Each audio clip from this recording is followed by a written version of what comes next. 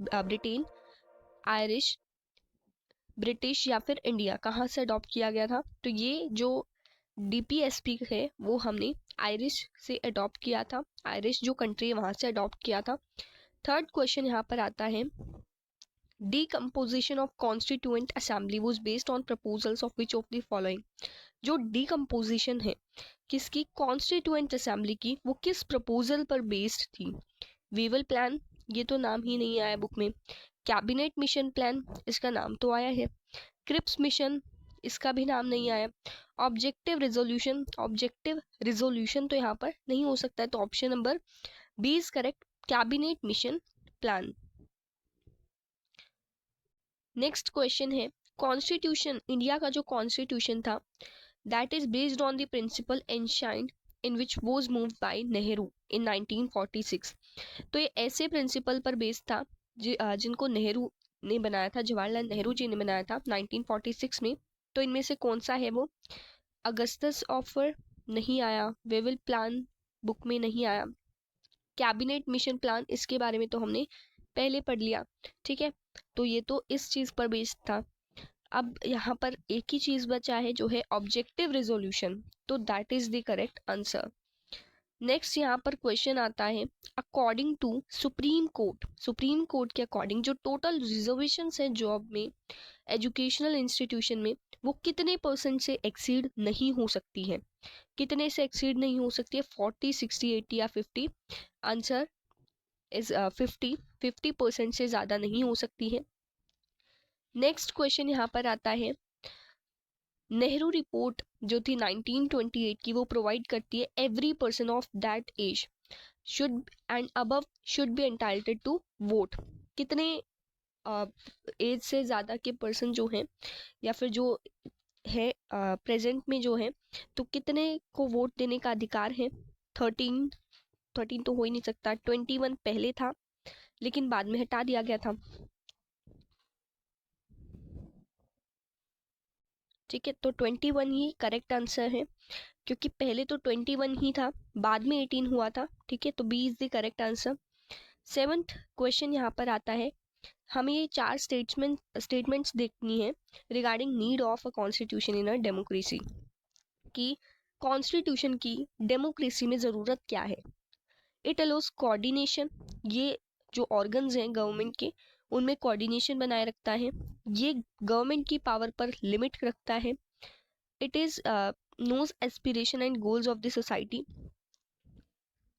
It specifies allocation of powers, powers जो है उनको डिस्ट्रीब्यूट करता है।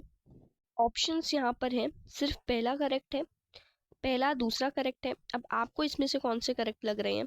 कि it allows coordination between various organs of government, ये फंक्शंस में भी आता है, साथ ही गवर्नमेंट की पावर को भी लिमिट करता है, एंड ये जो पावर्स हैं उसको भी डिस्ट्रीब्यूट करता है। तो ये जो तीनों हैं ये तीनों करेक्ट है, यानी कि 1, 2 and 4 is correct answer, D is the correct answer. Next question है, कंसिडर द फॉलोइंग स्टेटमेंट, ये हमें स्टेटमेंट्स देखनी है कॉन्स्टिट्यूएंट असेंबली के बारे में है, कि जो फर्स्ट मीटिंग है वो 29 दिसंबर 1946 को हुई थी, इसकी जो कंपोजिशन है वो कैबिनेट प्लान पर बेस्ड है, इसके जो मेंबर्स हैं वो डायरेक्टली लोगों के द्वारा इलेक्ट किए गए थे। अब इनमें से करेक्ट कौन सी है ये आपको बतानी है, सिर्फ पहली करेक्ट है या दूसरी करेक्ट है, फर्स्ट एंड सेकंड दोनों ही करेक्ट है, या फिर फर्स्ट, सेकंड एंड थर्ड तीनों ही करेक्ट है। तो थर्ड वाली तो करेक्ट नहीं है, ठीक है।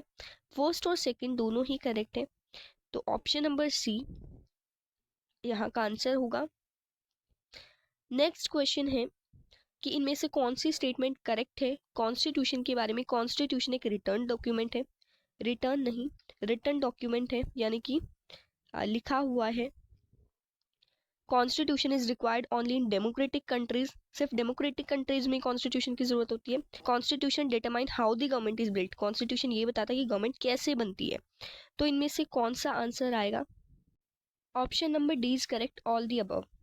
नेक्स्ट क्वेश्चन है कि in dash constitution of 1947 is popularly known as peace constitution, तो इनमें से कहाँ का कॉन्स्टिट्यूशन जो है उसको पीस कॉन्स्टिट्यूशन के नाम से जाना जाता है? इंडिया, जापान, अमेरिका या ऑस्ट्रेलिया? तो option number B is correct, Japan. Next question is question number 11, who is often regarded as father of constitution, father of Indian constitution किसको कहा जाता है? डॉक्टर बी आर अम्बेडकर को कहा जाता है। नेक्स्ट क्वेश्चन है which part of Indian constitution deal with fundamental rights of citizens, fundamental right के साथ कौन सा कॉन्स्टिट्यूशन जो है वो डील करता है? पार्ट 1, 2, 3 या फिर 4? Part 3 is the correct answer. Option number 3 is correct. Next question is the Indian Constitution follows the principle of, किसका principle follow करता है? Power, parliamentary sovereignty, presidential, dual citizenship या judicial dictatorship? तो पहली बात तो यहाँ पर डिक्टेटरशिप तो है ही नहीं, ना ही ड्यूअल सिटीजनशिप है, ठीक है, प्रेसिडेंशियल सुप्रीमेसी भी नहीं है, तो पार्लियामेंट्री सोवर्निटी इंडिया में है।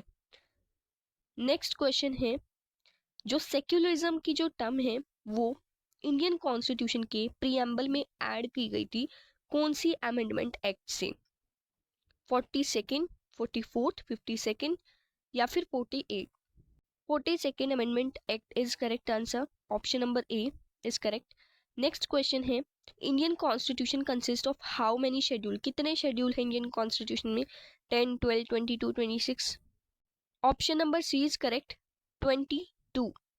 नेक्स्ट क्वेश्चन है concept of directive principle of state policy is borrowed from which country, कहाँ की कॉन्स्टिट्यूशन, किस कंट्री के कॉन्स्टिट्यूशन से लिया गया है ये DPSP? Answer number option number C is correct, Ireland से लिया गया है। नेक्स्ट क्वेश्चन है question number 17, president of India is elected by an electoral college comprising of, India का जो प्रेसिडेंट है उसे कैसे इलेक्ट किया जाता है? राज्यसभा लोकसभा के इलेक्टेड मेंबर्स इलेक्ट करते हैं, राज्यसभा लोकसभा और स्टेट लेजिस्लेटिव मेंबर्स के स्टेट लेजिस्लेटिव असेंबली के मेंबर्स इलेक्ट करते हैं, लोकसभा और स्टेट लेजिस्लेटिव असेंबली के लोग इलेक्ट करते हैं, या फिर राज्यसभा के ही मेंबर्स इन्वॉल्व होते हैं? Option number B is correct, members of Rajya Sabha Lok Sabha and state legislative assemblies.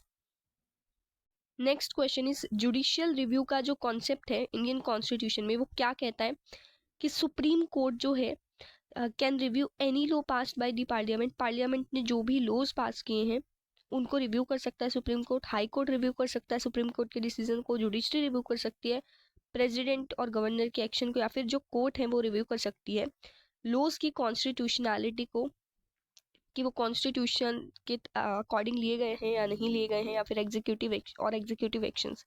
So option number D is correct, the courts can review the constitutionality of laws in executive actions. Next question is question number 19, Indian constitution में किसके पास laws और policy को enact करने की, implement करने की power है, अथॉरिटी है? प्राइम मिनिस्टर, प्रेसिडेंट, जुडिशरी या फिर parliament?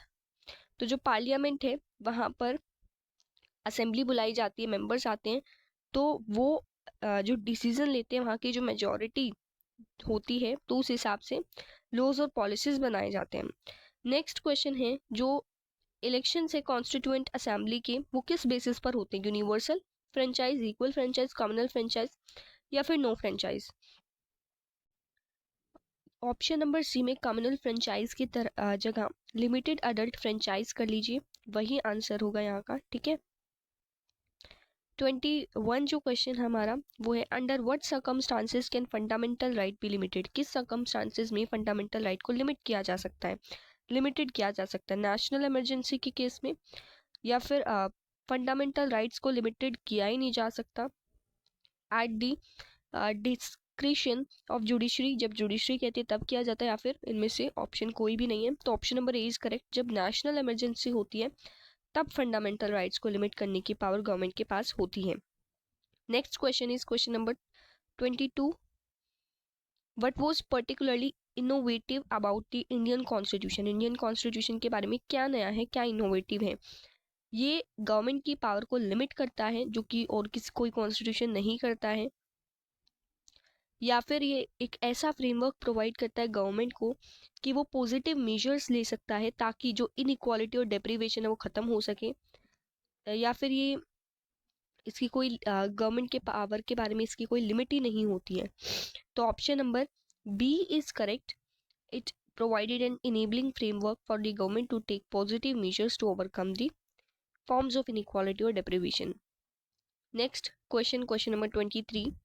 According to cabinet mission plan constituent assembly जो है उसमें कितने मेंबर्स थे? 380 मेंबर्स थे, ठीक है, बाद में कम हो गए थे, ठीक है, पार्टीशन के बाद। Why might societies with entrenched inequalities need an enabling framework in their constitution? अब जिन सोसाइटीज में ज़्यादा इनइक्वालिटीज हो जाती है तो ऐसे सोसाइटीज को किस तरीके का फ्रेमवर्क चाहिए होता है अपने कॉन्स्टिट्यूशन में, कि वो गवर्नमेंट की पावर को लिमिट कर सके, या फिर डिसीजन मेकिंग पावर्स को एलोकेट कर सके, या फिर एक ऐसी फॉर्म जो इनइक्वालिटी और डिप्रीवेशन के साथ उसको ओवरकम करे, या फिर स्टेटस क्वो को प्रिजर्व करे। तो option number C is correct, क्योंकि इनइक्वालिटी और डिप्रीवेशन की बात यहाँ पर की गई है। 25th जो क्वेश्चन है वो है कि डीपीएसपी का पर्पस क्या है? कि वो लोगों के एस्पिरेशंस को फुलफिल करे, डिसीजन मेकिंग पावर जो है उसको डिस्ट्रीब्यूट करे, गवर्नमेंट की पावर पर लिमिट लगा दे, या फिर इनमें से कोई भी ऑप्शन नहीं है। तो लोगों के एस्पिरेशंस के लिए डीपीएसपी बनाया गया था, ठीक है, जो कि एक एडवाइस की तरह था।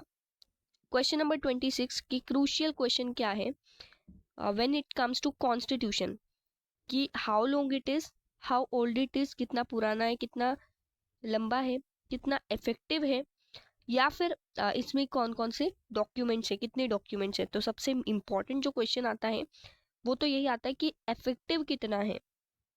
Next question, question number 27, former president of constituent assembly is Sachchidanand Sinha.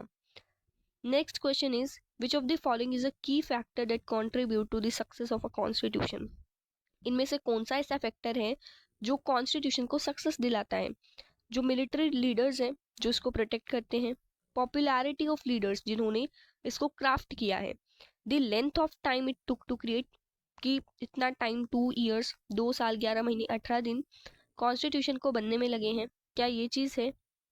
या फिर इसमें जो लेवल ऑफ एजुकेशन है जनरल पॉपुलेशन की, ये तो ये पॉइंट तो बुक में भी है कि popularity of leaders who crafted it, क्योंकि लीडर्स ऑलरेडी इतने पॉपुलर थे तो कॉन्स्टिट्यूशन तो अपने आप में ही सक्सेस होना था, क्योंकि लीडर्स को लोग मानते थे और उनके द्वारा बनाया गया कॉन्स्टिट्यूशन को भी लोग मानेंगे। नेक्स्ट क्वेश्चन है word that doesn't appear in the Indian constitution, so one federal fraternity या फिर रिपब्लिक। तो जो फेडरल वर्ड है वो इसमें अपीयर नहीं होता है, यानी कि इंडिया जो एक quasi federal form of government है, ठीक है। नेक्स्ट क्वेश्चन यहाँ पर है, यानी कि क्वासी फेडरल फॉर्म का मतलब क्या है कि सेंटर की तरफ थोड़ी सी टिल्टेड है, सेंटर के पास थोड़ी सी ज़्यादा पावर्स होती हैं।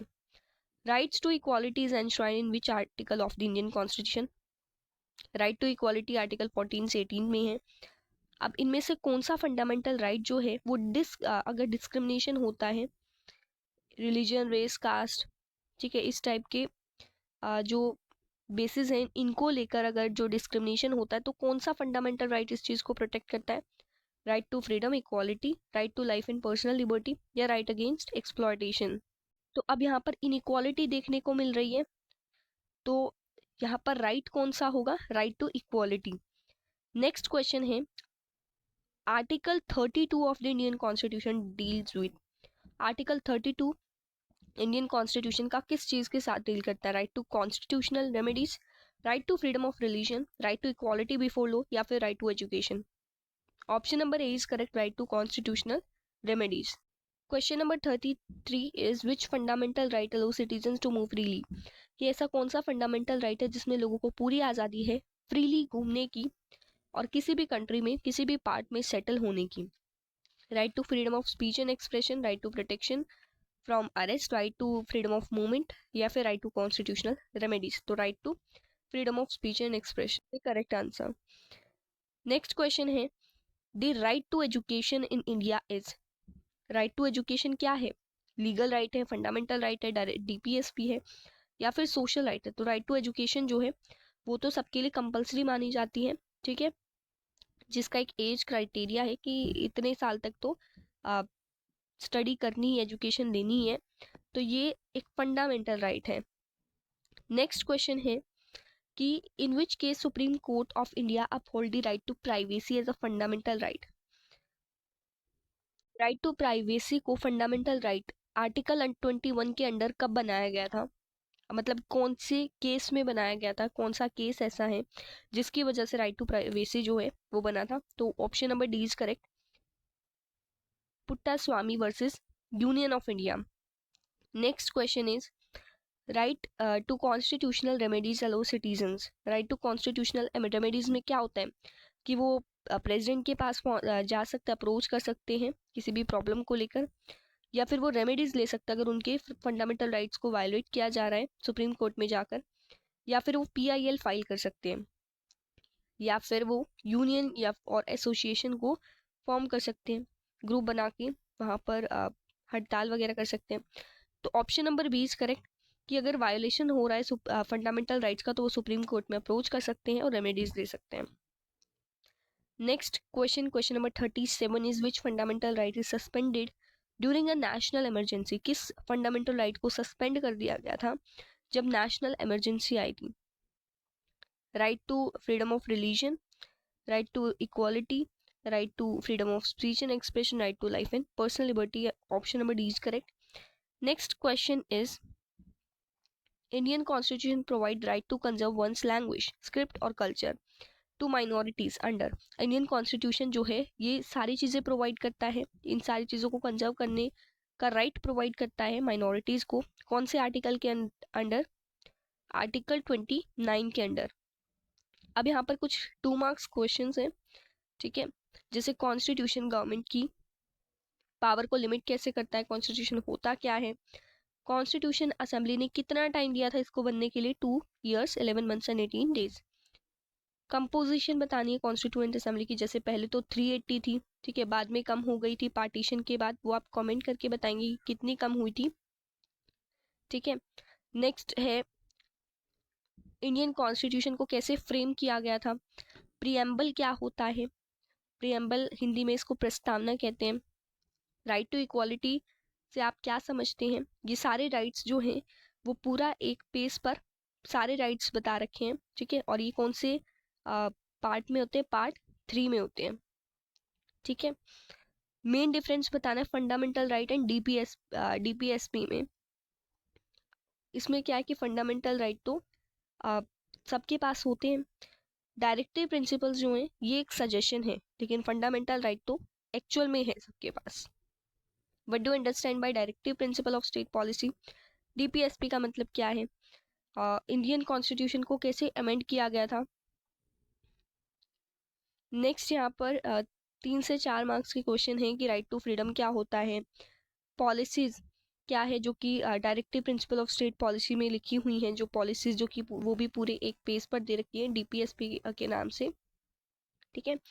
और नेक्स्ट क्वेश्चन है कि राइट्स जो जस्टिशिएबल हैं उनको क्या कहते हैं?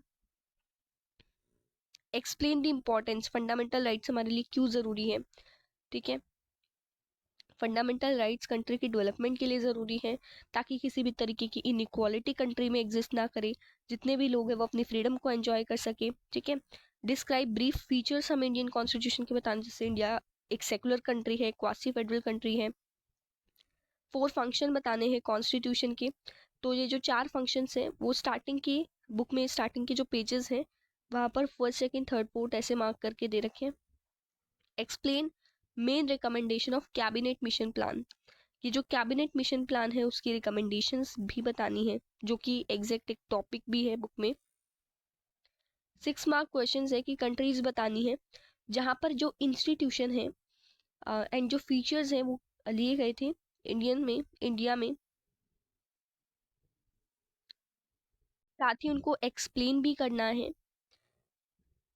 या फिर जो कॉन्स्टिट्यूशन ऑफ इंडिया है वो बैग ऑफ बोरिंग है, यानी कि ज़्यादातर जो चीज़ें हैं वो इंडिया ने बोरो कर रखी हैं, जैसे कुछ आयरिश से ले लिया, कुछ क्वासी फेडरल फॉर्म हम कनाडा से ले ली, ठीक है। तो इस टाइप से ये सारी चीज़ें लिखनी है, ये भी लास्ट पूरे पेज पर ही दे रखा है। नेक्स्ट क्वेश्चन है constitution is a blind of rigidity and flexibility, ठीक है, यानी कि कॉन्स्टिट्यूशन जो है वो ठोस भी है और फ्लेक्सिबल भी है, यानी कि इसको हम चेंज भी कर सकते हैं, और इसको कुछ ऐसे केसेस होते हैं जब हम इसको चेंज नहीं कर सकते हैं, जैसे फंडामेंटल राइट्स है वो तो वो क्या है, रिजिड है, उनको हम चेंज नहीं कर सकते, उनमें बदलाव नहीं ला सकते हैं, ठीक है। लेकिन कभी कभी जैसे टाइम के अकॉर्डिंग हम उसको चेंजिंग भी ला सकते हैं, अमेंडमेंट भी कर सकते हैं, होती भी है अमेंडमेंट्स। और इसको एग्जाम्पल के साथ बताना है, हमें कॉन्स्टिट्यूशन की ज़रूरत क्यों है इसको एक्सप्लेन करना है, इम्पोर्टेंस बतानी है रिटर्न कॉन्स्टिट्यूशन की, रिटर्न कॉन्स्टिट्यूशन रिटर्न होना क्यों ज़रूरी है। ठीक है, अगर रिटर्न कॉन्स्टिट्यूशन होगा तो हमें उसमें सारी जानकारी रहेगी कि गवर्नमेंट कैसे काम करेगी, हमारे राइट्स क्या हैं, हर चीज़ की हमें सारी जानकारी रहेगी, नॉलेज रहेगी। How far you agree that Indian constitution assembly was a representative body. तो ये यहाँ पर कुछ क्वेश्चंस थे। ठीक है, 2 मार्कर, 3 मार्कर, 4 मार्कर, 6 मार्कर हमने कंप्लीट कर लिए। साथ ही साथ हमने 38 MCQs भी यहाँ पर कंप्लीट किए हैं। आई होप आप सबको समझ में आ गए होंगे। फिर भी कोई डाउट है तो आप कमेंट करके पूछ सकते हैं, और इसी टाइप से हम हर एक चैप्टर की MCQs और साथ ही इंपॉर्टेंट क्वेश्चंस भी डिस्कस करेंगे। ठीक है, तो मिलते हैं अपने नेक्स्ट वीडियो में। Thank you.